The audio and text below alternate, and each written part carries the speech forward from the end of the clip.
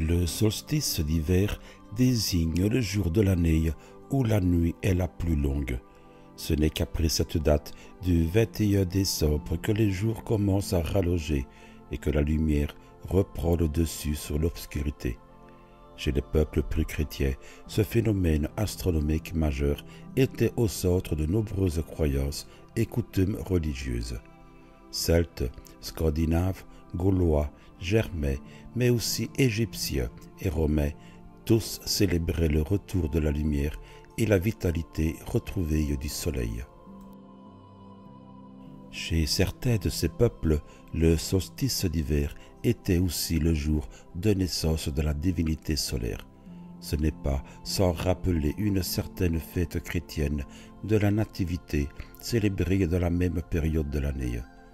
Bien avant Noël et les festivités chrétiennes, le mois de décembre était donc au cœur des religions païennes et déjà animé par différents cultes ancestraux qui pourraient bien être aux origines de Noël. Chez les peuples primitifs, pour lesquels l'agriculture et l'élevage étaient au centre du mode de subsistance, l'allongement des jours était primordial. La peur archaïque de voir faiblir le soleil jusqu'à sa totale extinction alimenta ainsi religion et tradition. De fait, le solstice d'hiver était source de nombreuses croyances et était animé par de nombreux rites visant à maîtriser ce phénomène et à aider le soleil à gagner son combat contre les ténèbres, notamment dans les régions septentrionales où le jour peut durer seulement 4 heures. Chaque communauté réagissait à sa manière, mais au même moment, lors de la nuit la plus longue.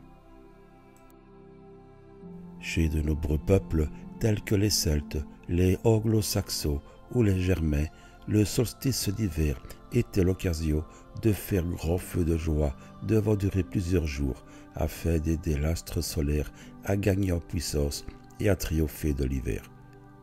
Chez les Celtes, le houx, le gui et le bois tenaient une place prépondérante lors de ces rites druidiques, célébrant la nouvelle année selon la conception pré-chrétienne.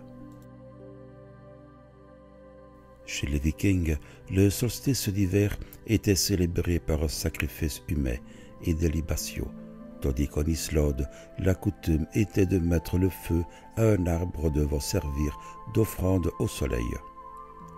Partout en Europe, le feu était au centre des festivités.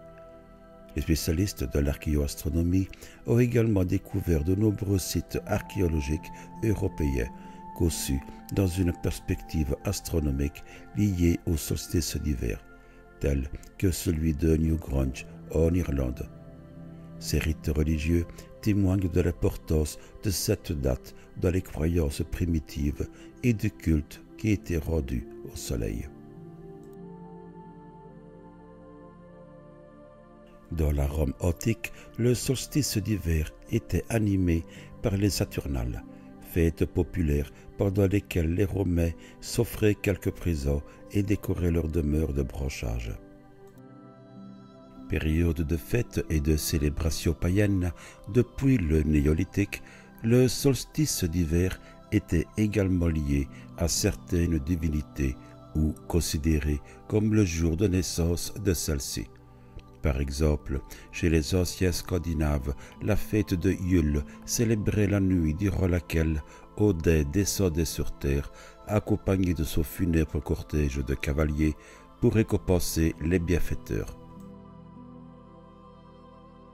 Lors de la nuit la plus longue, les Celtes avaient coutume de présenter des offrandes au dieu Gargan, qui venait lui aussi récompenser ses fidèles. Dans l'Empire romain, le solstice d'hiver correspondait à la naissance de Mithra, dieu perse de la vie et de la lumière. En Égypte, le solstice d'hiver était le jour de naissance d'Horus, fils d'Osiris, tandis que les Grecs fêtaient quant à eux la naissance de Déméter. Ainsi, il n'y a pas seulement le Christ qui naquit autour du solstice d'hiver, mais tout un panel de dieux païens.